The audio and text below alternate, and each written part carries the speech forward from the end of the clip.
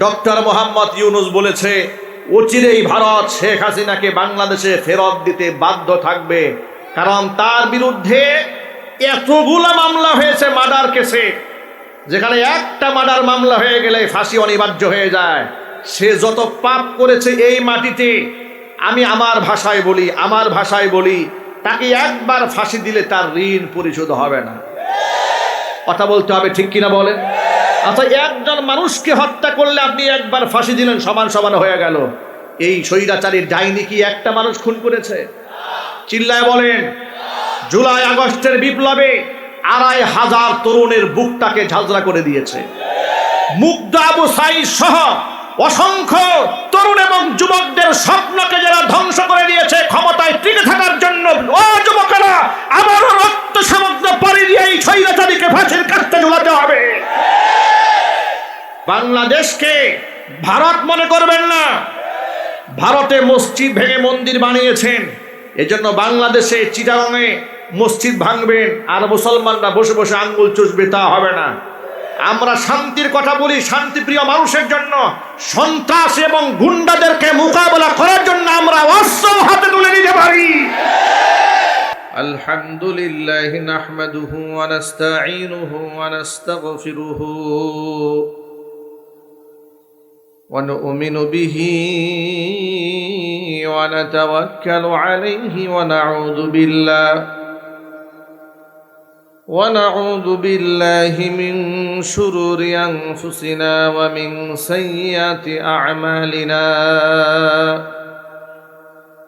من يهده الله فلا مضل له ومن يضلله فلا هادي له ونشهد أن لا إله إلا الله وحده لا شريك له ونشهد أن سيدنا ونبينا وحبيبنا وشفيعنا ومولانا محمدا عبده ورسوله الذي أرسله بالحق بشيرا ونذيرا وداعيا إلى الله بإذنه وسراجا منيرا أما بعد فأعوذ بالله من الشيطان الرجيم بسم الله الرحمن الرحيم إن الله وملائكته يصلون على النبي يا أيها الذين آمنوا صلوا عليه وسلموا تسليما اللهم صل على محمد وعلى آل محمد كما صليت على إبراهيم وعلى آل إبراهيم إنك حميد مجيد اللهم بارك على محمد وعلى آل محمد كما باركت على إبراهيم وعلى آل إبراهيم إنك حميد مجيد محبت प्राण खुले সকলে মিলে জিকির করুন লা ইলাহা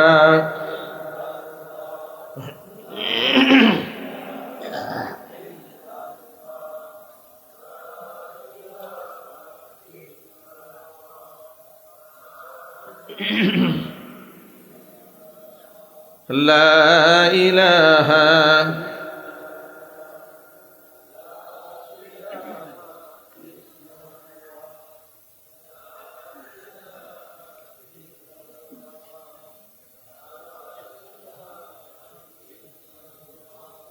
لا إله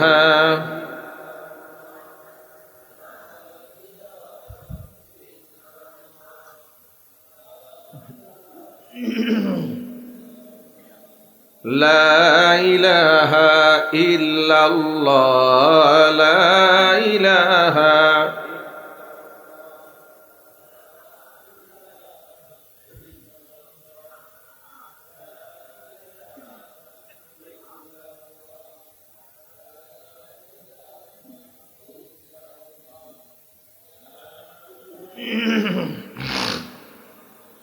লা ইলাহা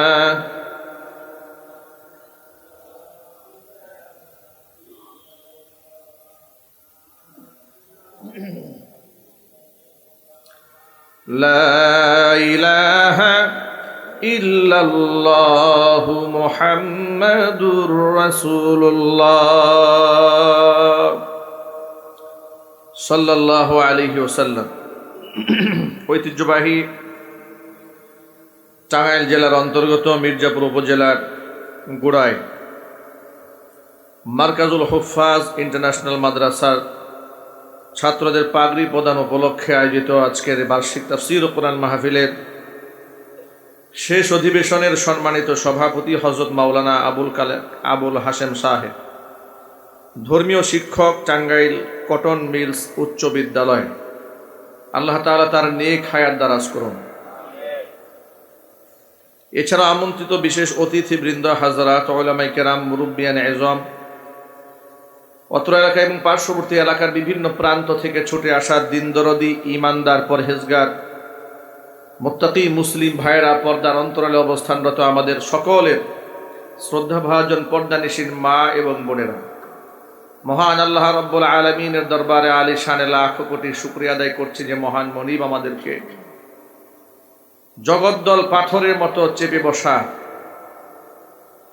প্রচণ্ড দাম্ভিক এক স্বৈরাচারীর শাসন থেকে, শোষণ থেকে, জুলুম থেকে, নির্যাতন থেকে, জুলাই আগস্টের বিপ্লবের এবং গণ অভ্যুত্থানের মাধ্যমে আজাদ করে, মুক্ত করে, স্বাধীন মন চেতা নিয়ে কোরআন সুন্নাহ থেকে আলোচনা শোনার পরিবেশ করে দিয়েছেন যে মহান মনিব, সেই মহান মনিবের প্রতি আপনারা খুশি না বেজার? কম না বেশি? উচ্ছ্বসিত কণ্ঠে, খুশি মনে, মন প্রাণ উজাড় করে আল্লাহ পাকের শেখানো ভাষায় শুকরিয়া আদায় করছি। জবান ছেড়ে দিয়ে সকলে একযোগে বলছি আলহামদুলিল্লাহ। রব্বানা লাকাল হামদ হামদান কাসীরা তাইয়িবান মুবারাকান ফীহি। রব্বানা লাকাল হামদু কামা ইয়ানবাগি লিজালালি ওয়াজহিকা ওয়া আযীমি সুলতানিকা। আল্লাহ রাব্বুল আলামিন আজকের তাফসীর কোরআন মাহফিলকে কবুল করুন। মারকাজুল হুফাজ ইন্টারন্যাশনাল মাদ্রাসাকে আল্লাহ তাআলা কিয়ামত পর্যন্ত কবুল করেন। মাদ্রাসার সমস্ত হাজাত আল্লাহ পাক তার গায়েবে খাজানা থেকে মিটিয়ে দিন। অক্লান্ত পরিশ্রম করে এই জান্নাতের বাগান যারা সাজিয়েছেন, দূরদারাজ থেকে শোনার জন্য যারা এসেছেন, আজকের মাহফিলের ওসিলা করে আল্লাহ তাআলা সকলকে পরিপূর্ণ হেদায়েত নসিব করুন। অত্র এলাকার সমস্ত মুর্দেগানের কবরে আযাব আল্লাহ তাআলা কিয়ামত পর্যন্ত বন্ধ করে দিন। কাল হাসরের কঠিন ময়দানে আয়োজন আল্লাহ তাআলা আমাদের সকলের নাজাতের জরিয়া হিসেবে কবুল করুন। প্রিয় বন্ধুগণ, এক বাক্যে জবাব দিয়ে বলুন তো, হেদায়েত দেওয়ার মালিক কে? আল্লাহ পাক যদি আমাদেরকে মঞ্জুর করেন, মাকবুল করেন, আমাদের জীবন ধন্য। আল্লাহর পক্ষ থেকে যদি আমাদের মাকবুলিয়াত না আসে, এ জীবন আমাদের ব্যর্থ।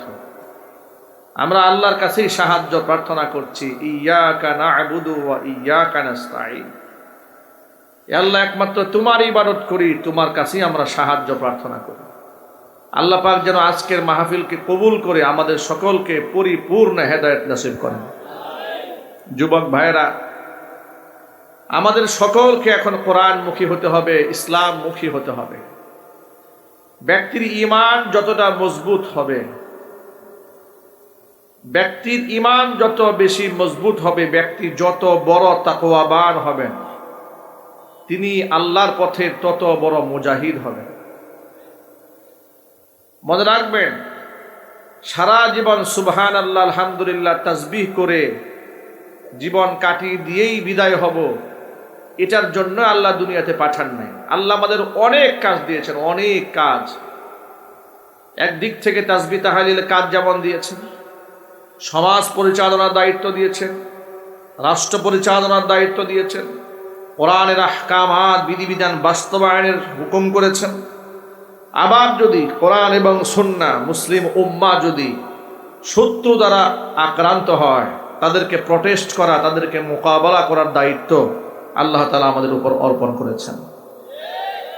যে মুহূর্তে আমরা এখানে কোরআনের মাহফিলে বসে আছি, ঠিক এই মুহূর্তে আমাদের এই পৃথিবীর দ্বিতীয় বৃহত্তর মুসলিম দেশ বাংলাদেশকে নিয়ে গভীর ষড়যন্ত্র করা হচ্ছে, এই দেশটাকে ভেঙে টুকরা টুকরা করে দেওয়ার জন্য।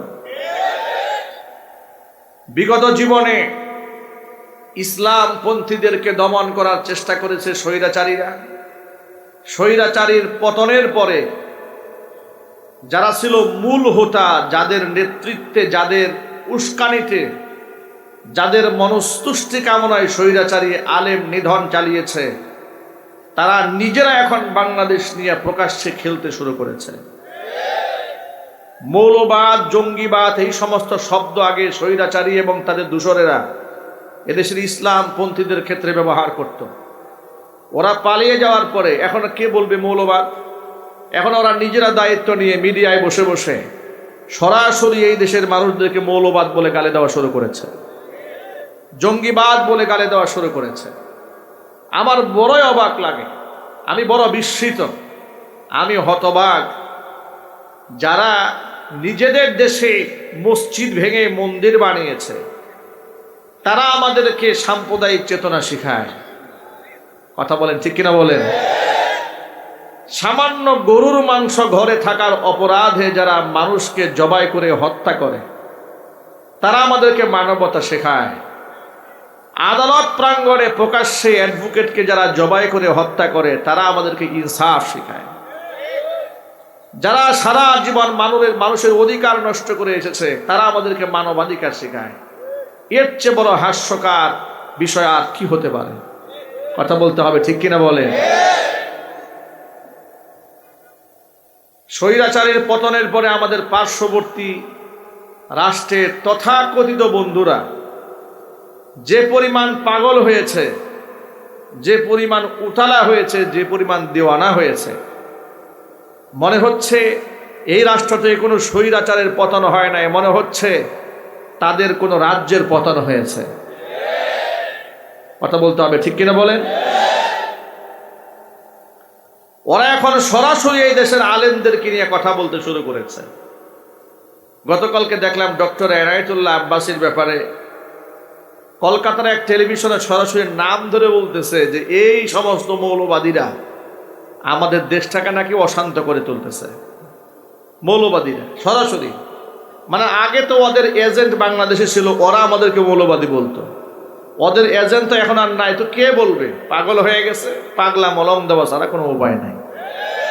এখন ওরা আমাদের নাম ধরে ধরে এক একজন এক এক আলেমের নামে বদনাম করে যাচ্ছে। ওরা বলতেছে বাংলাদেশ ছোট্ট একটা রাষ্ট্র, আমাদেরকে নাকি একবার ধাক্কা দিলেই আমরা উড়ে যাব। ওরা এটা জানে না আমরা 313 জন হয়ে আমরা নিরস্ত্র থাকার পরেও 1000 সশস্ত্রের বিরুদ্ধে লড়াই করে আমরা বিজয় ছিনিয়ে এনেছি, আমরা সেই জাতি। ওরা জানে না মুতার প্রান্তরে আমরা ছিলাম মাত্র 3000, প্রতিপক্ষ ছিল 3 লক্ষ। 3 লক্ষ মানুষকে মোকাবেলা করতে পারে যে জাতি, মাত্র 3000 সৈন্য নিয়ে আমরা হচ্ছে সেই মুসলমান। পাগলের মাথা নষ্ট হয়ে গেছে। ওরা বলে চট্টগ্রাম নিয়ে যাবে, ওরা আবার বলে ফেনী নিয়ে যাবে, আবার বলে খুলনা নিয়ে যাবে, আবার বলে সিলেট নিয়ে যাবে। আমি বলি গোমূত্র পান করতে করতে মেজাজ তো নষ্ট হয়ে গেছে, বিবেক বুদ্ধি বলতে তো কিছু নাই। সারা দিন অসত্য সংবাদ টেলিভিশনে প্রচার করে বেড়াচ্ছে। আমরা বলি বাংলাদেশের মুসলমানেরা তোমাদের থেকে যদি মুখ ফিরায় নেয়, তাহলে তো আগে গোমূত্র পান করে জীবন যাপন করতে, এখন সরাসরি গোবর খাইতে হবে, ভাত খাওয়ার সৌভাগ্য হবে না। যুবকেরা, কোরআনের জন্য যদি আবার একটা সংগ্রাম করতে হয়, প্রস্তুত আছেন তো ইনশাল্লাহ? কারা কারা প্রস্তুত? দু হাত দেখতে চায়।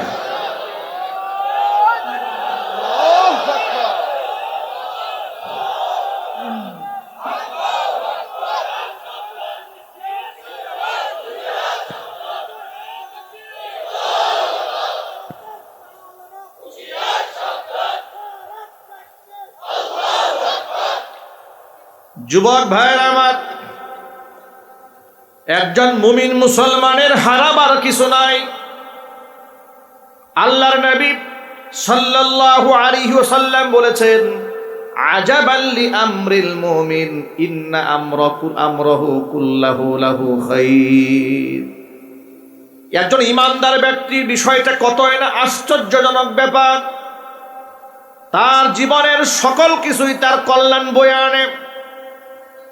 ইন আসাবাতহু দাররাউ সাবারা ফাকানা খায়রাল লাহ। যদি তার জীবনে কোনো বিপদ আসে, সে ধৈর্য ধারণ করে, এটা তার জন্য কল্যাণকর হয়ে যায়।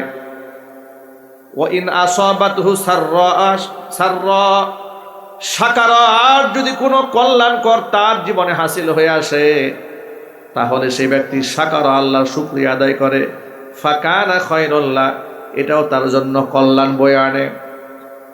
এর মানে ইমানদারের হারাবার কিছু নাই। ইমানদার যদি জিহাদের ময়দানে জীবন বাজিয়ে রেখে শত্রুর মোকাবেলা করে, যদি জীবনটা চলেও যায়, সেই ব্যক্তি শাহাদাতের পেয়ালা পান করে হাসতে হাসতে বিনা হিসেবে আল্লাহর জান্নাতে পৌঁছে যাবে। আর যদি জীবনটা বেঁচে যায়, সেই ব্যক্তি গাজী হয়ে যাবে।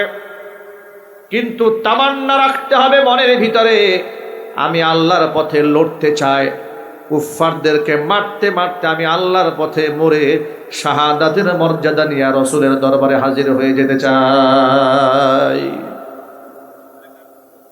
পৃথিবী বিখ্যাত সাহাবী হযরত খালিদ বিন ওয়ালিদ রাদিয়াল্লাহু তাআলা আনহু আল্লাহর পথে এমন একজন সৈনিক তিনি ছিলেন, যিনি তার গোটা জীবনে ইসলাম ধর্ম গ্রহণ করার পর থেকে কোনো যুদ্ধের ময়দানে তিনি পরাজিত হন নাই। সুবহানাল্লাহ। সব সময় সামনের কাতারে থাকতেন তলোয়ার নিয়ে। খালিদ বিন ওয়ালিদ বলেন, শুধুমাত্র আল্লাহর পথে শহীদ হওয়ার জন্য ইচ্ছা করে তলোয়ার নিয়ে সামনে চলে যেতাম, কিন্তু কাফিররা আমার তলোয়ারের সামনে টিকতে পারত না। আমি একা শত শত কাফেরকে জাহান্নামে পাঠিয়ে দিয়েছি। আমার তলোয়ার ভেঙে আমার সামনে আগায় আসবে এমন শক্তি দুনিয়ার কোনো দুর্ধর্ষ কাফের হয়ে ওঠে নাই। সারাটা জীবন তিনি শাহাদাত তামান্না করেছেন আল্লাহর কাছে। যেমন নাকি দোয়া করেছেন ওমর ইবনুল খাত্তাব রাদিয়াল্লাহু তাআলা আনহু। আল্লাহর কাছে এ কথা বলে দোয়া করতেন, আল্লাহুম্মা রুযুকনি শাহাদাতান ফি সাবিলিক ওয়াজআল মাউতি ফি বালাদি রাসূলিক। আল্লাহ তাআলা, তোমার পথে তুমি আমাকে শাহাদাতের মৃত্যু দান করো, তোমার নবীর দেশে আমার মৃত্যু দান করো। জোরে কোন সুবহানাল্লাহ। খালিদ বিন ওয়ালিদ রাদিয়াল্লাহু তাআলা আনহু কোনো জিহাদে পরাজিত হন নাই। পরাজিত যদি না হন, তাহলে শহীদ হওয়ার তো আর সুযোগ থাকলো না, ঠিক কিনা বলেন? যেহেতু তিনি পরাজিত হন নাই, কুফফাররা তাকে পরাজয় বরণ করাতে পারে না, তাহলে শাহাদাত কেমনে বরণ করবে? জীবনের শেষ মুহূর্তে এসে বয়োবৃদ্ধ অবস্থায় বার্ধক্য জনিত রোগে আক্রান্ত হয়ে গেলেন। আচ্ছা প্রিয় ভাইরা, আমাদের গায়ে যে যৌবন আছে একদিন শেষ হয়ে যাবে না? এগুলা কথা বলেন না, ঠিক কিনা বলেন? 40-এর পর থেকেই তো নানা রোগে আমাদেরকে পেয়ে বসবে। আজকে আমার কথা বলি, হঠাৎ করে মাথা চিনচিন ব্যথা করতেছে। আরেকটা প্রোগ্রাম ছিল টাঙ্গাইলে, তো আপনার ইমার্জেন্সি ডক্টর ডেকেছি আমরা, কি সমস্যা, মাথা ব্যথা করছে কেন? প্রেশার মেপে দেখে প্রেশার অবস্থা মোটামুটি হাই। তো হাই প্রেশারের রোগী আমি ইতিমধ্যে হয়ে গেছি, অথচ আমি কি পরিমাণ সফর করেছি। এখন আমি পার্সোনাল গাড়ি নিয়ে চলি, কত নিজেকে বাঁচিয়ে চলার চেষ্টা করি, এরপরও রোগে আক্রান্ত হয়ে যাচ্ছে। এক সময় বাসে চলেছি, ট্রেনে চলেছি, লোকাল গাড়িতে চলেছি, তখন কোনো রোগ গায়ে ছিল না। আর এখন বিমানে চলি, এরপরে রোগে আক্রান্ত। বয়স হয়ে যাচ্ছে দিন দিন, এগুলো এক সময় সব শেষ হয়ে যাবে। খালিদ বিন ওয়ালিদ রাদিয়াল্লাহু তাআলা আনহু তিনি বিছানায় শুয়ে বার্ধক্যজনিত অবস্থায় চোখের পানি ছেড়ে কাঁদতেছেন। স্ত্রী পাশে বসা বলতেছে, আপনি কেন কান্না করেন? খালিদ বিন ওয়ালিদ বলছেন, আফসোস করে কান্না করি। বলে, আপনার কিসের আফসোস? কি পান নাই আপনার জীবনে? আল্লাহর নবীর সান্নিধ্য পেয়েছেন, রাসূলুল্লাহর ভালোবাসা পেয়েছেন, আল্লাহর পক্ষ থেকে আপনি বীরের উপাধি পেয়েছেন। সুবহানাল্লাহ। সাইফুল্লাহ উপাধি পেয়েছেন আপনি, আপনি আল্লাহর তলোয়ার। আল্লাহু আকবার বলেন। প্রিয় ভাইরা, এমন একটা উপাধি যদি আমাদের জীবনে আমরা কেউ পেতাম, আপনি আন্দাজ করেন কত বড় মর্যাদা তিনি পেয়েছেন। তিনি কান্না করতেছেন। স্ত্রী জিজ্ঞেস করলেন, কেন কান্না করেন? বলে, আফসোস করে কান্না করি। কিসের আফসোস? আফসোস হলো সব সময় সামনের কাতারে লড়েছি শহীদ হওয়ার জন্য, আল্লাহ তাআলা আমার জীবনে শাহাদাতের মৃত্যু দান করলেন না, আজকে আমি স্বাভাবিক মৃত্যুর পথে যাত্রী। প্রাণপ্রিয়তমা স্ত্রী, তুমি কি আমাকে একটুখানি বলতে পারো আল্লাহ তাআলা কেন আমাকে শহীদ হিসেবে কবুল করলেন না? একটু বলতে পারো তুমি, কেন আমি শাহাদাতের মর্যাদা নিয়ে দুনিয়া থেকে বিদায় হতে পারবো না? কেন আছে বিছানায় কাতরাতে কাতরাতে আমার জীবন যাচ্ছে, অথচ আমি তো শাহাদাত চেয়েছি? এ কথা শোনার পরে যেমন স্বামী, স্ত্রীও তো তেমনই ইমানদার। কিছুক্ষণের জন্য চুপ হয়ে গেলেন। চুপ হয়ে গিয়ে প্রায় প্রিয়তম স্বামীকে সান্ত্বনা দিয়ে বলছেন, আপনার নাম কি? বলে, আমার নাম খালিদ বিন ওয়ালিদ। আপনার উপাধি কি? বলে, আমার উপাধি হচ্ছে সাইফুল্লাহ। সাইফুল্লাহ মানে কি? মানে আল্লাহর তলোয়ার। এবার আপনি চিন্তা করেন, আমার তো মনে হয়, স্ত্রী বলছে, আমার তো মনে হয় আপনি শহীদ হন নাই, তার কারণ আপনি আল্লাহর তলোয়ার। আল্লাহর তলোয়ার ভাঙ্গার পরে না আপনি শহীদ হবেন। আর পৃথিবীতে আল্লাহর তলোয়ার ভাঙ্গার মতো শক্তি পৃথিবীতে কারো নাই। আল্লাহর তলোয়ার কেউ ভাঙতে পারে নাই। আপনি যদি শহীদ হয়ে যেতেন তো আল্লাহর তলোয়ারের চাইতে শক্তিশালী কেউ চলে আসতো। আপনি হচ্ছেন সেই বীর, আল্লাহর তলোয়ার আপনাকে ভাঙতে পারে, টুকরা করতে পারে, সাহস কারো নাই। চিল্লাবেন আল্লাহু আকবার। যুবকেরা, শিক্ষা হলো শাহাদাতের তামান্না প্রতিটা মুমিন মুসলমানের অন্তরে থাকতে হবে। আল্লাহর পথে লড়তে হবে, এতটুকু চেতনা সকলের মধ্যে থাকতে হবে। কোরআন মাজিদ আল্লাহ তাআলা নির্দেশ প্রদান করেছেন, আল্লাহ জানিয়ে দিয়েছেন, ইন্নাল্লাহ হাশতারা মিনাল মুমিনিনা আনফুসাহুম ওয়া আমওয়ালাহুম বিআন্না লাহুমুল জান্নাহ ইউকাতিলুনা ফি সাবিলিল্লাহি ফায়াকতুলুনা ওয়া ইউকতালুন। ঈমানদারদের কাছ থেকে আমি আল্লাহ তাআলা খরিদ করে নিয়েছি তারা জান এবং মাল, বিনিময়টাকে আমি জান্নাত দান করেছি। জান মাল আল্লাহ কেমনে খরিদ করলেন আল্লাহ ব্যাখ্যা করে বলছেন। আল্লাহ বলছেন, ইউকাতিলুনা ফি সাবিলিল্লাহ, ঈমানদারেরা আমি আল্লাহর পথে লড়বে। ফায়াকতুলুনা, আমার দ্বীনের পতাকা উড্ডীন করার জন্য তারা কাফেরদেরকে মারবে। ওয়া ইউকতালুনা, প্রয়োজনে তারা জীবন দেবে, কিন্তু পিছপা হবে না। জীবন দেওয়ার আগে আল্লাহ তাআলা জীবন নেওয়ার কথা বলেছেন। অনেক সময় আমরা কথায় কথায় বলি আল্লাহর পথে জীবন দিতে চাই, আল্লাহর পথে জীবন দিতে চাই। এখন থেকে স্লোগানটা একটু পরিবর্তন করে বলবেন, আল্লাহর পথে আমরা জীবন দিতে চাই, আবার আল্লাহর পথে আমরা কুফফারদের জীবন নিতেও চাই। ইসলাম শুধু মার খেতে বলে নাই, ইসলাম শুধু মার খেতে বলে নাই। আমাদের শত্রু ভারত আগ্রাসন আমাদের উপর চালাবে, আমাদেরকে মারবে, আমাদের আপনার কাটা তারের বেড়ার মধ্যে ঝুলায় রাখবে, আমাদের ভাইদেরকে রাস্তাঘাটে হত্যা করবে, জবাই করবে, আর আমরা মুখ বুজে সহ্য করব, তা হবে না। আমি এই ব্যাপারে আরেকটা বিষয় আপনাদের সামনে পরিষ্কার করে দেই। ভারতের সাধারণ জনগণ যারা হিন্দু, সাধারণ হিন্দু, যারা বিদ্বেষ পোষণ করে না মুসলমানদের সাথে, তাদের সাথে আমাদের কোনো শত্রুতা নাই। ভারতের সাধারণ নাগরিকদের সাথে আমাদের কোনো শত্রুতা আছে? সেখানেও আমাদের কোটি কোটি মুসলমান ভাই আছে। আছে না নাই জোরে বলেন? যেমন মুসলিম ভাইদের সাথে আমাদের কোনো বিদ্বেষ নাই, অনুরূপভাবে ভারতে অবস্থান করা যারা অমুসলিম, মুশরিক যারা, হিন্দু যারা, বৌদ্ধ, খ্রিস্টান যারা, পাহাড়ি, সাঁওতাল, গারো যারা, তাদের সাথে আমাদের দুশ্মনী নাই। যারা ইসলামকে শত্রু মনে না করে, আমাদের শত্রু হচ্ছে তাদের সাথে। যেমন আমাদের দেশে বাংলাদেশে হিন্দু আছে না, বৌদ্ধ আছে না, খ্রিস্টান আছে না, ওদের সাথে কি আমাদের দাঙ্গা আছে, হাঙ্গামা আছে? এই যে আপনি মির্জাপুরে দেখেন, মির্জাপুর বাজারে কত হিন্দুদের দোকান আছে, আছে না? এই দেশে মুসলমানদের সাথে হিন্দুদের সম্পর্ক একেবারে ভ্রাতৃত্বসুলভ। মুসলমানের অনুষ্ঠানে হিন্দু যাচ্ছে, তাদের ব্যক্তিগত অনুষ্ঠানে মুসলিমরা যাচ্ছে। কথা বলতে হবে, ঠিক কিনা বলেন? একেবারে মিলেমিশে একাকার হয়ে গোটা বাংলাদেশের মধ্যে সব ধর্মের যে সমানভাবে মর্যাদা নিয়ে মানুষ বসবাস করে, অধিকার নিয়ে বসবাস করে, এটা বাংলাদেশ তার মধ্যে উজ্জ্বল একটা দৃষ্টান্ত।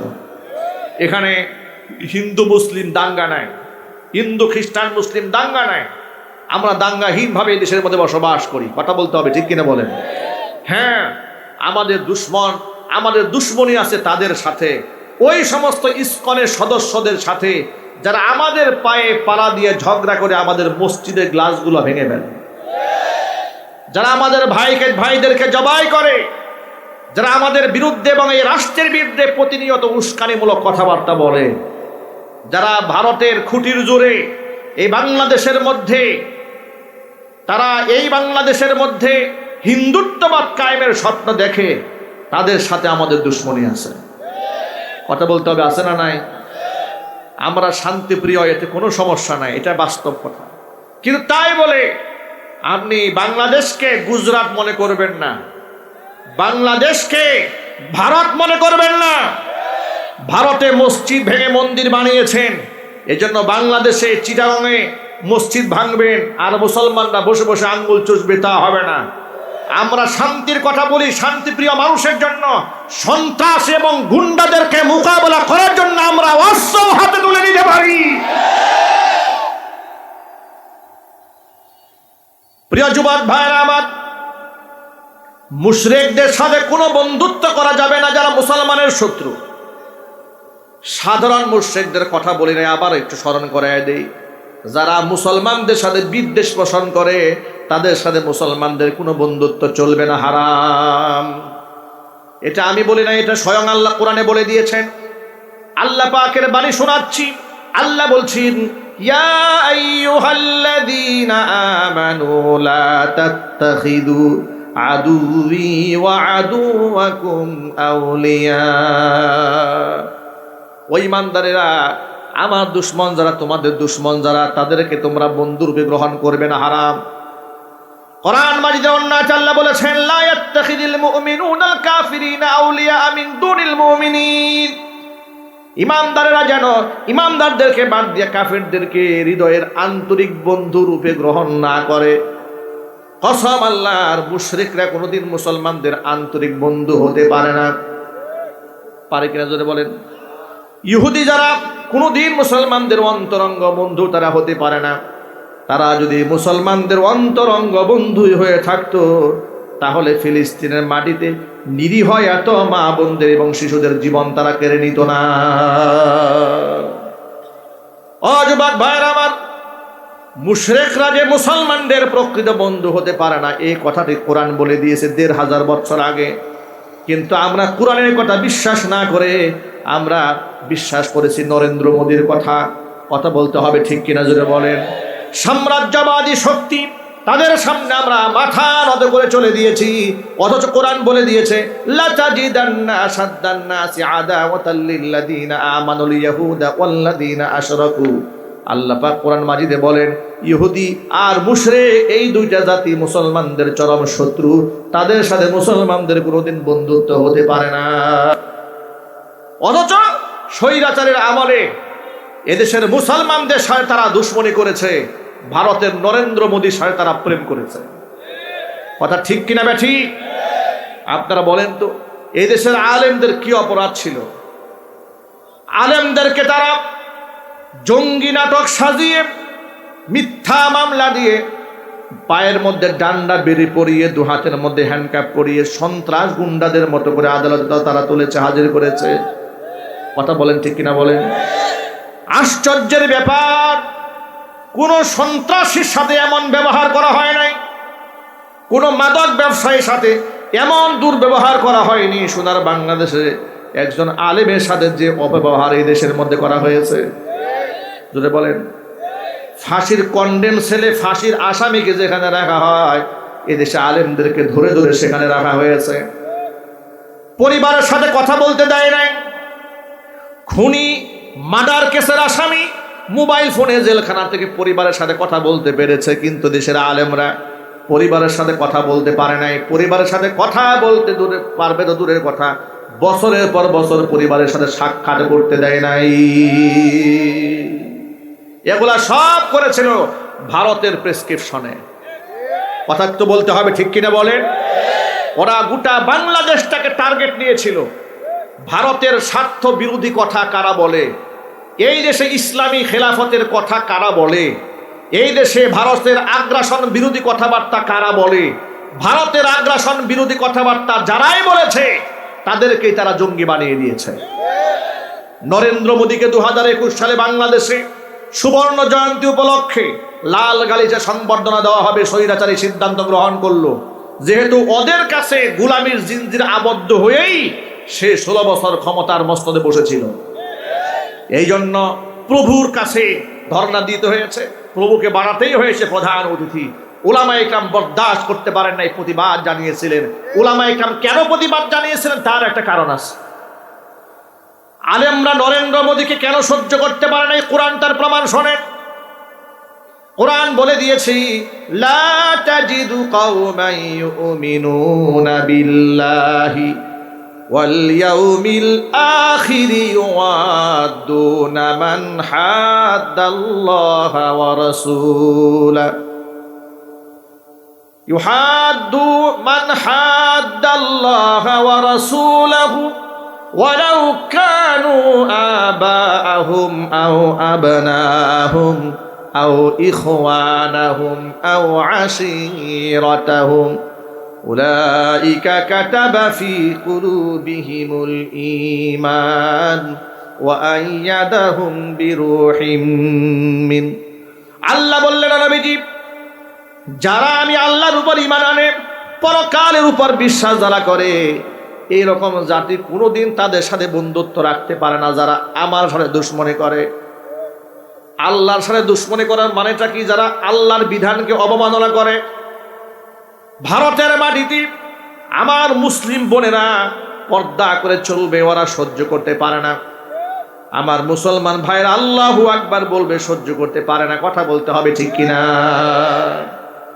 নিশ্চয় আপনাদের ভুলে যাওয়ার কথা নয়, স্কুলের কলেজের মধ্যে গেরুয়া পতাকা বহনকারী ছেলেরা জয় শ্রীরাম স্লোগান দিচ্ছিল। আমার এক বোরকা পরা বোনকে দেখার পরে, মেয়েটার নাম ছিল মুস্কান, মেয়েটি একা আল্লাহু আকবার 3 বার উচ্চারণ করে একদল হায়নাকে মোকাবেলা করেছে।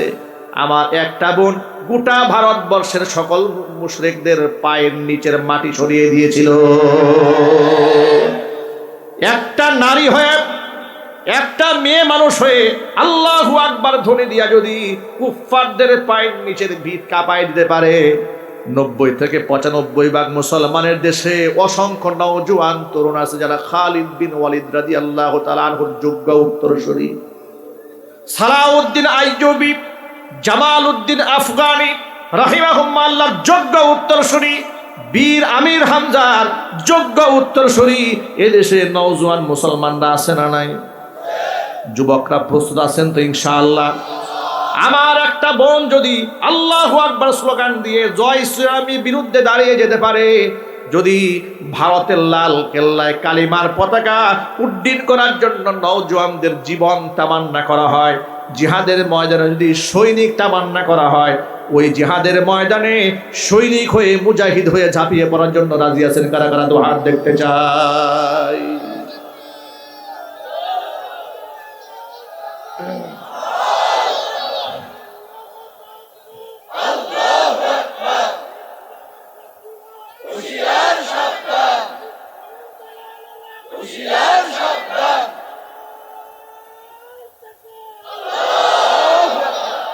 ইসকন নিয়ে স্বৈরাচারের আমলে কোনো কথা বলা যেত না, ঠিক কিনা বলেন? ইসকনের বিরুদ্ধে কথা বলা মাত্র আপনি গ্রেফতার হয়ে যেতেন, কারণ দেশের প্রশাসনগুলাকে সেট আপ দেওয়া হয়েছিল ইসকনের দালালদেরকে দিয়ে। গোটা দেশের মধ্যে মাত্র 5% জনসংখ্যা হিন্দু হওয়ার পরে 25% সুযোগ সুবিধা সরকারের মেইন কোঠায় তারা দখল করে বসেছিল। স্বার্থ কি? স্বার্থ তারা ক্ষমতায় থাকবে। তারা মনে করেছে মোদি যদি থাকে খুশি, যতদিন খুশি থাকবে মোদি, ঠিক থাকবে গদি। এটাই সে মনে করেছিল, কিন্তু কাজ হবে না, কাজ হয় নাই। মোদি পারে নাই তার তথাকথিত স্ত্রীকে রক্ষা করতে, যদিও লাস্টে কুলে তুলে নিয়েছে। আমরা নরেন্দ্র মোদীকে লক্ষ্য করে বলছি, বাংলাদেশে গণহত্যা পরিচালনাকারী অসংখ্য মানুষকে, অসংখ্য মায়ের বুককে যে ব্যক্তি খালি করেছে, গণহত্যা চালিয়েছে, আয়নাঘর তৈরি করে মানুষের উপর পাশবিক নির্যাতন চালিয়েছে, গোটা দেশ থেকে চোরের মতো যে পালিয়েছে, তাকে আপনি আশ্রয় দিয়ে প্রমাণ করেছেন আপনি বাংলাদেশের শত্রু। কথা বলতে হবে, ঠিক কিনা বলেন? ডক্টর মোহাম্মদ ইউনূস বলেছে অচিরেই ভারত শেখ হাসিনাকে বাংলাদেশে ফেরত দিতে বাধ্য থাকবে, কারণ তার বিরুদ্ধে এতগুলা মামলা হয়েছে মার্ডার কেসে, যেখানে একটা মার্ডার মামলা হয়ে গেলে ফাঁসি অনিবার্য হয়ে যায়। সে যত পাপ করেছে এই মাটিতে, আমি আমার ভাষায় বলি তাকে একবার ফাঁসি দিলে তার ঋণ পরিশোধ হবে না। কথা বলতে হবে, ঠিক কিনা বলেন? আচ্ছা, একজন মানুষকে হত্যা করলে আপনি একবার ফাঁসি দিলেন, সমান হয়ে গেল। এই স্বৈরাচারী ডাইনি কি একটা মানুষ খুন করেছে? চিল্লায় বলেন। জুলাই আগস্টের বিপ্লবে ২৫০০ তরুণের বুকটাকে ঝাঁঝরা করে দিয়েছে। মুগ্ধ আবু সাঈদ সহ অসংখ্য তরুণ এবং যুবকদের স্বপ্নকে যারা ধ্বংস করে দিয়েছে ক্ষমতায় টিকে থাকার জন্য, ও যুবকেরা, আবারও রক্ত সমুদ্র পাড়ি দিয়ে এই স্বৈরাচারীকে ফাঁসির কাস্তে ঝুলাতে হবে।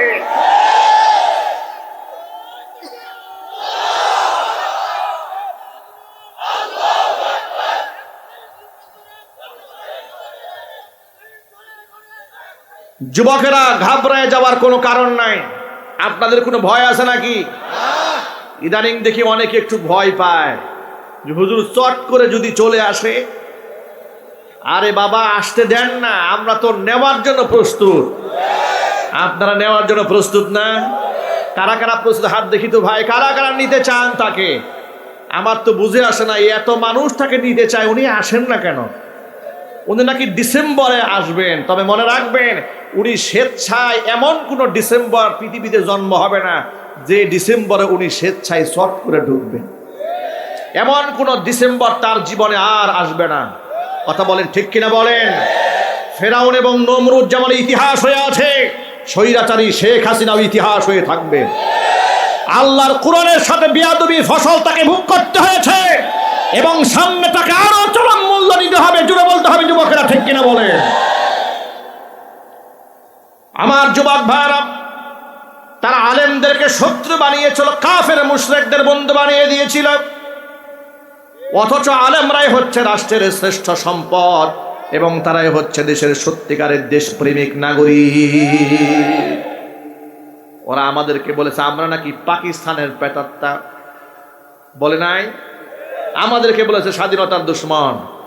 এই দেশে আলেমরা এত জুলুম নির্যাতন সহ্য করেছে, কিন্তু পাকিস্তান গিয়ে আশ্রয় গ্রহণ করে নাই। কিন্তু স্বৈরাচারী ভারতে মুশরিকদের কুলে বসে ফোনালাপ ফাঁস করার মাধ্যমে প্রমাণ করে দিয়েছে আমাদেরকে যারা পাকিস্তানের দোষর বলেছে, ওই স্বৈরাচারী ভারতের মুশরিকদের শুধুমাত্র দোষর নয়, ওদের পা চাটা গোলাম।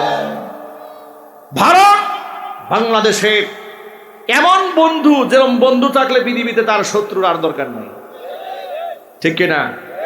ভারত এমন একটা রাষ্ট্র, তার সাথে সীমানা আছে, বর্ডার আছে, এমন কোন রাষ্ট্রের সাথে তার ভালো কোনো সম্পর্ক নাই। নেপালের সাথে তার কোনো সম্পর্ক নাই, চায়নার সাথে একেবারে দাম আজ কাটা খায়, পাকিস্তানের কথা নাম শুনলে তো 14 পানি খায়। এই মানে হচ্ছে সে এমন ভদ্রলোক, ওর সাথে সুসম্পর্ক রাখা কারো দ্বারা সম্ভব নয়। আমরা যতই চেষ্টা করি তার সাথে বন্ধুত্ব রাখতে, ওরা পারবে না, কারণ এরা চরম পর্যায়ের স্বার্থান্বেষী এবং মিথ্যাবাদী। ওরা যে কত বড় মিথ্যাবাদী কলকাতা টেলিভিশনে সংবাদ দেখলে বোঝা যায়। গতকালকে দেখি বলতেছে বাংলাদেশে নাকি হিন্দুদের বাড়ি ঘর আমরা জ্বালায় সব শেষ করে ফেলতেছি।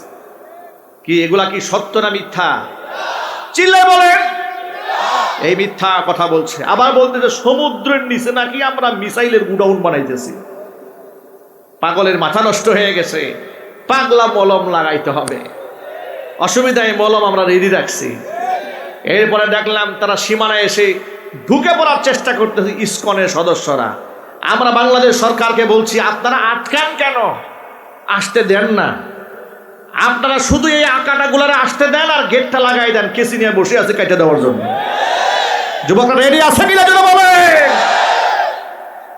বাংলাদেশ নিয়ে খেলতে চায়, বাংলাদেশ নিয়ে কোনো মুশরিকদের খেলতে দেওয়া হবে না। যুবকরা ইমানকে মজবুত করেন, সাহস তো আছে তো ইনশাআল্লাহ। ইমানদারের হারাবার কিছু নাই। যে কথা বলতে চেয়েছিলাম কান খুলে শুনে রাখেন। কোরআন বলে দিয়েছে ওয়ালা তাহসাবান্নাল্লাযীনা কুতিলু ফি সাবিলিল্লাহি আমওয়াতা বাল আহইয়াউন ইনদা রাব্বিহিম ইউরযাকুন। আমি আল্লাহর রাস্তায় যারা নিহত হয়েছে তারা মরে গেছে, এই কথা তোমরা কল্পনাও করো না। সুবহানাল্লাহ। কোন ধারণা করো না তারা মরে গেছে, বরং ওরা জীবিত আছে। আমি আল্লাহর কাছ থেকে ওদেরকে রিজিক সরবরাহ করা হয়। এই আয়াতটা নাজিল হওয়ার একটা প্রেক্ষাপট আছে। বিখ্যাত সাহাবী জাবের ইবনে আব্দুল্লাহ রাদিয়াল্লাহু তাআলা আনহুর বাবা উহুদের ময়দানে তিনি শহীদ হন। নবীজি সাল্লাল্লাহু আলাইহি ওয়াসাল্লাম জাবেরকে ডেকে বলেন, জাবের, তোমার পিতা আব্দুল্লাহর শাহাদাত হওয়ার পরে তোমার পিতার সাথে আল্লাহ পাকের কি কথোপকথন হয়েছে সেটা কি তুমি জানো? হযরত জাবের বললেন, আল্লাহু ওয়া রাসূলুহু আলাম। আমার বাবা শহীদ হওয়ার পরে আমার পিতার সাথে আল্লাহর কি কথোপকথন হয়েছে সেটা আল্লাহ এবং তার রাসূলই ভালো জানেন। নবীজি সাল্লাল্লাহু আলাইহি সাল্লাম বললেন, শোনো, তোমার পিতা আব্দুল্লাহ শহীদ হওয়ার পর আল্লাহ পাক তোমার বাবাকে ডেকে বলেছেন যে আব্দুল্লাহ, তুমি আমার কাছে যা চাবে তোমাকে তাই দেওয়া হবে। আব্দুল্লাহ রাদিয়াল্লাহু তাআলা আনহু বললেন, রব্বুল আলামিন, চাওয়ার যেহেতু সুযোগ করে দিয়েছো, তোমার কাছে তেমন কিচ্ছু চাই না, শুধুমাত্র একটা বারের জন্য দুনিয়াতে ফেরত যেতে চাই। শহীদের যে এত মর্যাদা, শাহাদাতের মৃত্যু যে এত সম্মানের, এটা জানা ছিল না।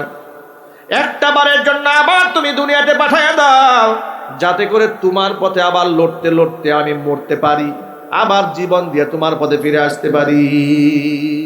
আল্লাহু আকবার বলেন। আল্লাহ পাক তখন বললেন, আব্দুল্লাহ রে, আমি আল্লাহ তাআলার অমোঘ বিধান হলো একটি বার যারা জীবন দিয়ে আমার পথে ফিরে আসবে কিংবা স্বাভাবিক মৃত্যুর মাধ্যমে আসবে, দুনিয়াতে তাকে আমি আর ব্যাগ দেব না, অন্য কিছু চাওয়ার থাকলে বড়। তখন হযরতে আব্দুল্লাহ রাদিয়াল্লাহু তাআলা আনহু বললেন, রব্বুল আলামিন, যদি দুনিয়াতে ফিরিয়ে না দাও, অন্ততপক্ষে দুনিয়াবাসীকে তুমি জানায় দাও শহীদ হওয়ার কারণে তুমি আমাদের কত মর্যাদা দান করেছো। এই প্রেক্ষিতে কোরআন মাজিদের এই দুটো আয়াত আল্লাহ নাজিল করে আল্লাহ পাক বললেন, ধারণাও করো না যারা শহীদ হয়ে গেছে, তারা মারা গেছে, তারা মরে নাই, ওরা জিন্দা আছে। আমি আল্লাহর কাছ থেকে, জান্নাত থেকে ওদেরকে রিজিক সরবরাহ করা হয়। সুবহানাল্লাহ। কোন ফারিহিনা বিমা আতাহুমুল্লাহু মিন ফাদলিহি ওয়া ইস্তাবশিরুনা বিল্লাযীনা লাম ইয়ালহাকু বিহিম মিন খালফিহিম আল্লা খাউফুন আলাইহিম ওয়ালা হুম ইয়াহজানুন। আমি আল্লাহ তাআলা ওদেরকে যে নিয়ামত দান করেছি, নিয়ামত নিয়ে ওরা বড্ড খুশি আছে। সাথে সাথে ওরা সুসংবাদ দিচ্ছে ওই সমস্ত ব্যক্তিদেরকে যারা এখনো পর্যন্ত তাদের সাথে মিলিত হয় নাই। এই কথা বলে দুনিয়াবাসীকে তারা মেসেজ দিচ্ছে, আল্লাহ খাউফুন আলাইহিম ওয়ালা হুম ইয়াহজানুন, তাদের কোনো ভয় নাই, তারা ব্যথিত হবে না। জোরে কোন সুবহানাল্লাহ। তরুণ ভাইরা আমার, আল্লাহর পথে জীবন দেওয়ার জন্য প্রস্তুত থাকতে হবে, আল্লাহ রায় করার জন্য তৈরি থাকতে হবে। মনে রাখবেন, নবীজি বলেছেন, কিতাবুল মাগাজি অধ্যায়ে বুখারী শরীফের হাদিসের মধ্যে এসেছে, হুজুর বলেছেন, মাল্লাম ইয়াগুজু ওয়া লাম ইউজাব্বিজ গাজিয়ান, যেই ব্যক্তি আল্লাহর পথে জিহাদ করে নাই এবং কোন মুজাহিদকে সাহায্য পর্যন্ত করে নাই, এমনকি মনে মনে আল্লাহর পথে জিহাদ করার জন্য তামান্নাও পেশ করে না, এই ব্যক্তি যখন মারা যাবে স্বাভাবিক মৃত্যু সে বরণ করতে পারবে না। মাতা আলা শুবাতিম মিনান নিফাক, মুনাফিক হয়ে মারা যাবে। ঘৃণার সাথে কোন নাউজুবিল্লাহ। আমরা কি মুনাফিক হয়ে মরতে চাই? এত আস্তে বলেন কেন? আমরা কি মুনাফিক হয়ে মরতে চাই? আমরা ইমানদার হয়ে মরতে চাই, মুমিন মুসলমান হয়ে মরতে চাই, নবীজির মুহাব্বত নিয়ে আল্লাহর পথে জীবনটা দিয়ে দিতে চাই। আমার সামনে আজকে অনেক তরুণ ভাইরা আছেন, যুবকরা একটু হাতটা দেখি তো, যারা জেগে আছেন লিল্লাহি তাকবীর, আরো জোরে লিল্লাহি তাকবীর।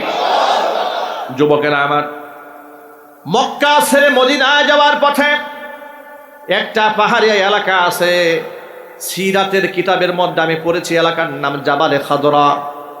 ওই এলাকার মধ্যে একটা তরুণ বসবাস করত, 20 বছর ছিল তার বয়স, নাম ছিল আব্দুল উজ্জা। শিশুবেলায় তার বাবা মারা গিয়েছি, শিশুকালেই বাবা মারা যাওয়ার কারণে এতিম অবস্থায় চাচার কাছে বড় হয়েছে। চাচা তাকে বড় মোহাব্বত করে, ভালোবাসে, মোহাব্বত করে জাগা জমি দিয়েছে, ঘর বাড়ি করে দিয়েছে, কিছু ভেড়া বকরি দুম্বা দিয়েছে, মোটামুটি ভালোই সচ্ছল ব্যক্তি। কিন্তু আল্লাহর নবী সাল্লাল্লাহু আলাইহি ওয়াসাল্লামের কথা শোনার পর থেকে হুজুরের প্রতি এত মোহাব্বত তার তৈরি হয়েছে, এখন লাতুজ্জামানাত হবল দেবতাকে আর রব হিসেবে মানতে চান না তিনি একমাত্র আল্লাহর উপর বিশ্বাস রাখতে চান। জোরে কোন সুবহানাল্লাহ। কিন্তু তিনি যে কালিমার ঘোষণা করবেন এটা সাহস পান না, তার কারণ এলাকার মানুষ সব মুশরিক, পরিবেশ ভিন্ন। অপেক্ষায় আছেন যদি আমার চাচা কোনোদিন কালেমা পড়ে মুসলমান হয়, আমার জন্য ইসলাম গ্রহণ করা সহজ হয়ে যায়। অপেক্ষায় থাকতে থাকতে একদিন তিনি শুনতে পেলেন আল্লাহ নবী সাল্লাল্লাহু আলাইহি ওয়াসাল্লাম হিজরত করে মক্কা ছেড়ে ইতোমধ্যে মদিনায় চলে গেছেন কাফেরদের নির্যাতনে। এবং তিনি শুনতে পেলেন অসংখ্য সাহাবীরা নবীজির মোহাব্বতে এলাকা ছেড়ে মদিনার পথে রওনা হয়েছেন। এই কথা আব্দুল উজ্জার কানে আওয়াজ যাওয়ার পরে তিনিও অস্থির হয়ে গেলেন, আমিও কালিমা পড়ে মুসলমান হয়ে মদিনায় চলে যাব। চাচাকে জিজ্ঞেস করলেন, চাচাজি মুহাম্মদ সাল্লাল্লাহু আলাইহি ওয়াসাল্লামের নাম শুনেছেন? তিনি বললেন, অবশ্যই শুনেছি। তিনি যে এক আল্লাহর কথা বলেন, তাওহীদের কথা বলেন, আপনার কাছে কেমন লাগে? চাচা বলল, ভাতিজা মানেটা কি? তিনি বললেন, চাচাজি আমারও তো তাই মনে হয়, এই সমস্ত লাত উজ্জা মানাত হবল দেবতা এগুলো আমাদের রব হতে পারে না। আমার তো মনে হয় আমাদের রব একমাত্র আল্লাহ রব্বুল আলামিন। চাচা আমার তো মুসলমান হতে মনে চায়। সুবহানাল্লাহ। আপনি মুসলমান হবেন নাকি? চাচা বলল, তোমার এত বড় সাহস? আমি তোমাকে ছোটবেলা থেকে বড় করলাম আর তুমি আমাকে ধর্মান্তরিত হওয়ার কথা বলছো? এত বড় স্পর্ধা তোমার? পরবর্তীতে এমন দুঃসাহসিকতা যদি কখনো দেখাও, তোমাকে জায়গা জমি যা দিয়েছি সব কিন্তু আমি ছিনাই নেব। ভাতিজা বলল, চাচা যদি তাই হয়, আপনাকে সাক্ষী রেখে আমি ঘোষণা দিয়ে দিলাম, লা ইলাহা ইল্লাল্লাহু মুহাম্মাদুর রাসূলুল্লাহ। কালিমার ঘোষণা দেওয়ার সাথে সাথে চাচা বললাম, তোমাকে এত সম্পদ আমি দিলাম, বিনিময়ে তুমি আমাকে ধর্মান্তরিত হওয়ার সংবাদ শোনালে, জাগা জমি যা আছে সব তুমি ফিরাইয়া দাও। ভাতিজা বলল, চাচা ঘর বাড়ি জাগা জমি যা দিয়েছেন সব দিয়ে দিলাম, কিচ্ছু আমার প্রয়োজন নাই। চাচা বলল, ভাতিজা তোমার গায়ের যে পোশাক, যে জামাটা, এটাও কিন্তু আমার টাকায়, আমার চোখের সামনে দাঁড়ায় বড় বড় কথা বলো না। ভাতিজা এই কথা বলার সাথে সাথে ভাতিজা বলছেন, চাচাজি ইসলামের জন্য আমি এগুলাও ছাড়তে রাজি আছি। আল্লাহু আকবার বলেন। চাচা বলল, জামা কাপড় খুলো তাহলে। ভাতিজার সাথে সাথে আব্দুল উজ্জা গায়ের জামা খুলে দিলেন, পরনের লুঙ্গিটা পর্যন্ত খুলে চাচার হাতে ধরাই দিলেন, নিয়ে যান। এবার তিনি উলঙ্গ হয়ে চলে গেলেন মায়ের কাছে। মা তার এতটুকুন প্রাপ্ত বয়স্ক সন্তানকে দেখে লজ্জায় চোখ ঘুরায় নিয়েছে, তোমার এই অবস্থা কেন? ছেলে বলছে, আম্মা জান, ইসলাম ধর্ম গ্রহণ করার কারণে আমার চাচা আমাকে দেওয়া জায়গা জমি ধন সম্পদ সব ছিনিয়ে নিয়েছে, এমনকি আমার গায়ের জামা পরনের লুঙ্গিটা পর্যন্ত আনতে দেয় নাই, সেটাও ছিনিয়ে নিয়েছে। মা বলল, বাবা আমার কাছে কি চাও? সন্তান বলছে, মা তোমার কাছে তেমন কিচ্ছু চাই না, সামান্য একটু বস্ত্র চাই, সামান্য একটু কাপড় চাই, যে কাপড় দিয়ে লজ্জাস্থান আবৃত করে বিশ্বনবী মুহাম্মদ রাসূলুল্লাহ সাল্লাল্লাহু আলাইহি ওয়াসাল্লামের খেদমতে হাজির হয়ে যেতে পারি। মা ঘরের ভিতর থেকে একটা কম্বল বের করে আনলেন, কেচি দিয়া দুইটা টুকরা করলেন। একটা টুকরা তিনি লজ্জাস্থান ঢাকলেন, আর একটা টুকরা দিয়ে দেহ ঢাকলেন। বহু কষ্ট করে মদিনাতুল মুনাওয়ারার উদ্দেশ্যে রওনা হয়ে গেলেন। সুদীর্ঘ পথ পরিক্রমা পাড়ি দেওয়ার পরে বাবে জিবরিল দিয়ে মসজিদ নববীর মধ্যে প্রবেশ করলেন। আসহাবুস সুফফা সদস্যদের পাশে গা ঘেঁষে বসলেন, জীর্ণ শীর্ণ অবস্থা, ক্লান্ত পরিশ্রান্ত চেহারা নিয়ে। নবীজি মসজিদ নববীতে প্রবেশ করলেন। আব্দুল উজ্জাকে দেখে বলছে, তুমি কে, কি তোমার পরিচয়? সে বলছে, ইয়া রাসূলুল্লাহ, আমার নাম আব্দুল উজ্জা। পুরা ইতিহাস খুলে বললেন, ইয়া রাসূলুল্লাহ, আমি গরিব মানুষ নই। ইসলাম ধর্ম গ্রহণ করার কারণে আমার চাচা আমার সব সম্পদ নিয়ে নিয়েছে, এমনকি আমার গায়ের জামা পনের লুঙ্গিটা পর্যন্ত খুলে রেখে দিয়েছে, আনতে দেয় নাই। নবীজি বললেন, তোমার নাম এখন থেকে আব্দুল উজ্জা নয়, তোমার নাম এখন থেকে আব্দুল্লাহ। যেহেতু আব্দুল্লাহ নামে আরো অনেক সাহাবী আছে, যেমন আব্দুল্লাহ ইবনে আব্বাস রাদিয়াল্লাহু তাআলা আনহু, আব্দুল্লাহ ইবনে মাসউদ রাদিয়াল্লাহু তাআলা আনহু, আব্দুল্লাহ ইবনে আব্দুর রহমান রাদিয়াল্লাহু তাআলা আনহু। এত আব্দুল্লাহর মাঝে তাকে কিভাবে সাহাবায়ে কেরাম ভিন্নভাবে চিনবেন? এই জন্য সাহাবীরা তাকে একটা উপাধি দিয়ে ডাকতেন, সেটা হচ্ছে আব্দুল্লাহ জুল বিজাদাইন, মানে দুই টুকরাওয়ালা আব্দুল্লাহ। যেহেতু দুই টুকরা কাপড় পরে তিনি এসেছিলেন, এই জন্য তাকে ডাকা হতো আব্দুল্লাহ জুল বিজাদাইন। যখন সুবহানাল্লাহ। আব্দুল্লাহ জুল বিজাদাইন ইসলাম ধর্ম গ্রহণ করার পরে নবীজির সাথে মিলিত হওয়ার পর নবীজি সাল্লাল্লাহু আলাইহি ওয়াসাল্লাম আসহাবুস সুফফার সদস্যদের সাথে তাকে থাকতে দিলেন এবং সাথীদেরকে বলেন, ও সাথীরা, তোমরা আব্দুল্লাহকে কোরআন শরীফ শেখাও। দিনের বেলায় হযরতে আব্দুল্লাহ দিনের বেলায় কোরআন তেলাওয়াত শেখে, আর রাতের বেলায় জোরে জোরে তেলাওয়াত করে। এত জোরে জোরে রাতের বেলায় হযরতে আব্দুল্লাহ জুল বিজাদাইনি কোরআন তেলাওয়াত করেন, সাহাবীরা ঘুমাতে পারেন না, ডিস্টার্ব হয়। দিনের বেলায় নবীজির কাছে নালিশ দেওয়া হলো, ইয়া রাসূলুল্লাহ, আব্দুল্লাহ এত জোরে জোরে কোরআন শরীফ পড়ে, তার কোরআন শরীফ পড়ার কারণে আমরা ঘুমাতে পারি না। নবীজি বললেন, আব্দুল্লাহর ব্যাপারে কোনো অভিযোগ তোমরা করবে না। ইসলামের জন্য তাকে অনেক ত্যাগ করতে হয়েছে, মন প্রাণ উজাড় করে তারে কোরআন শরীফ তেলাওয়াত করতে দাও। কারণ ইসলাম গ্রহণ করতে গিয়া তাকে গায়ের জামা পনের লুঙ্গি খুলতে হয়েছে, যা কারো সাথে করতে হয় না। জোরে কোন সুবহানাল্লাহ। ভাইরা আমার, হযরতে আব্দুল্লাহ জুল বিজাদাইন আল্লাহর পথে সবকিছু উৎসর্গ করে দেওয়ার পরেও তার দিল ঠান্ডা হয় না। তাবুক যুদ্ধের জন্য সাহাবায়ে কেরামের ডাক আসলো, নবী সাহাবীদের ডাকলেন। আব্দুল্লাহ জুল বিজাদাইনি তাবুক যুদ্ধে রওনা হয়ে গেলেন। তাবুক যুদ্ধে যাওয়ার পথে নবীজিকে ডাক দিয়ে আব্দুল্লাহ জুল বিজাদাইনি বললেন, ইয়া রাসূলুল্লাহ, ইয়া হাবিবাল্লাহ, আপনি আল্লাহর কাছে দোয়া করেন। আপনি তো মুস্তাজাবুদ দাওয়া, দোয়া করতে দেরি হয়, কবুল হতে দেরি হয় না। অন্ততপক্ষে আমার জন্য একটু দোয়া করেন, আমি যেন আজকে আল্লাহর পথে শহীদ হয়ে যেতে পারি। সুবহানাল্লাহ বলেন, চিল্লায় এখন আল্লাহু আকবার। বয়স কত? কথা বলে কত বছর?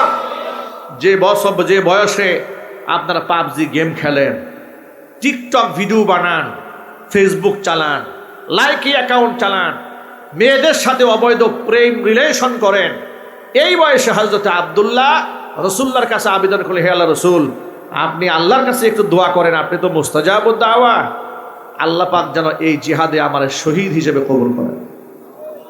আল্লাহু আকবার বলেন। যুবক ভাইরা আমার, হযরত আব্দুল্লাহর এই আরজি দেখি নবীজি গাছের একটা ছাল এনে হযরত আব্দুল্লাহর বাজুর মধ্যে নিজ হাতে বেঁধে দিলেন, আর আল্লাহকে বললেন, রব্বুল আলামিন, আমি আব্দুল্লাহর রক্ত কাফেরদের জন্য হারাম বানিয়ে দিলাম। হযরত আব্দুল্লাহ জুল বিজাদাইন কেঁদে জার হয়ে গেলেন, ইয়া রাসূলুল্লাহ, ইয়া হাবিবাল্লাহ, আমি চাইলাম আপনার কাছে শাহাদাতের মৃত্যু, আর আপনি আমার রক্ত কাফেরদের জন্য হারাম বানায় দিলেন। নবীজি বলেন, আব্দুল্লাহ রে, আল্লাহর পথে জীবন দিয়ে শহীদ হওয়ার যে তামান্না তোমার অন্তরের মধ্যে আছে, ওই তামান্না নিয়ে যদি জ্বরে আক্রান্ত হইয়া বিছানায় তুমি মৃত্যুবরণ করো, আল্লাহ পাক কিয়ামতের দিন তোমাকে শহীদ হিসেবে দাঁড় করাইয়া দিবেন। যুবক ভাইরা আমার, ঠিক তাই হলো। তাবুক প্রান্তরে হযরত আব্দুল্লাহ জুল বিজাদাইন প্রচন্ড জ্বরে আক্রান্ত হয়ে গেলেন। সাহাবীরা এসে নালিশ করলেন, ইয়া রাসূলুল্লাহ, আব্দুল্লাহ প্রচন্ড জ্বরে আক্রান্ত হয়েছে। ওই জ্বরে আক্রান্ত হয়ে আব্দুল্লাহ জুল বিজাদাইনি তিনি ইন্তেকাল করলেন। নবীজি বললেন তারে গোসল দাও। গোসল করানো হলো, কাফন পরানো হলো। এবার সাহাবীরা রাতের বেলায় তার কবরে মাদফুন করবেন তাকে। কবর খনন করা হয়েছে, কবরের মধ্যে বিশ্বনবী সাল্লাল্লাহু আলাইহি ওয়াসাল্লাম নিজে নেমে গিয়েছেন, নিজ হাতে লাশটা ধারণ করেছেন, কবরে রাখলেন। এরপরে তাকে কবরে মাদফুন করে আল্লাহর কাছে দোয়া করে বলছেন, আল্লাহুম্মা ইন্নী আমসাইতু রাদিয়ান ফারদা আনহু, হে আল্লাহ আজকের এই দিনের সন্ধ্যা পর্যন্ত আমি তার প্রতি সন্তুষ্ট। আল্লাহ তুমি তার উপর সন্তুষ্ট হয়ে যাও। চিল্লায় বলেন আল্লাহু আকবার। আব্দুল্লাহ ইবনে মাসউদ রাদিয়াল্লাহু তাআলা আনহু বলেন, জীবনে কোনোদিন কারো মৃত্যু দেখে আফসোস করি নাই। আমি সেদিন আফসোস করে বলেছিলাম, আহারে এই জায়গায় যদি আব্দুল্লাহ জুল বিজাদাইনের লাশটা না হয়ে আমি আব্দুল্লাহ ইবনে মাসউদের লাশ হতো, জীবনটা আমার ধন্য হয়ে যেত। রাসূল বলেছেন, সন্ধ্যা পর্যন্ত আমি তার উপর সন্তুষ্ট হই, আল্লাহ তুমি তার উপর সন্তুষ্ট হয়ে যাও। আল্লাহু আকবার। যুবক ভাইরা, ইয়াং তরুণ প্রজন্মের ভাইরা, ইসলামে আপনাদের মর্যাদা আছে, সম্মান আছে। আমরা ইসলামের পথে আব্দুল্লাহ জুল বিজাদাইনের মতো জীবনকে উৎসর্গ করে দিতে চাই। আমাদের জীবনে এখনো সুযোগ আসে নাই, কিন্তু সুযোগ যদি আসে আমরা শহীদি কাফেলার প্রথম সারির সৈনিক থাকবো ইনশাআল্লাহ। বলেন যুবকেরা। আর নিজের ইমানকে, আমলকে এখন থেকে মজবুত করতে হবে। এই জন্য আজকের পর থেকে এক ওয়াক্ত নামাজও কাজা করা যাবে না ইনশাআল্লাহ। বলেন ফরজ নামাজ, ফরজ রোজা, এটা কি লঙ্ঘন করা যাবে? বাদ দেওয়া যাবে? যুবকেরা আজকে ওয়াদা করেন, মুখের দাড়িটা আমরা রেখে ফেলবো ইনশাআল্লাহ। আল্লাহর পথের মুজাহিদরা কি দাড়ি ছাড়া থাকবে? কথা বলে না কেন?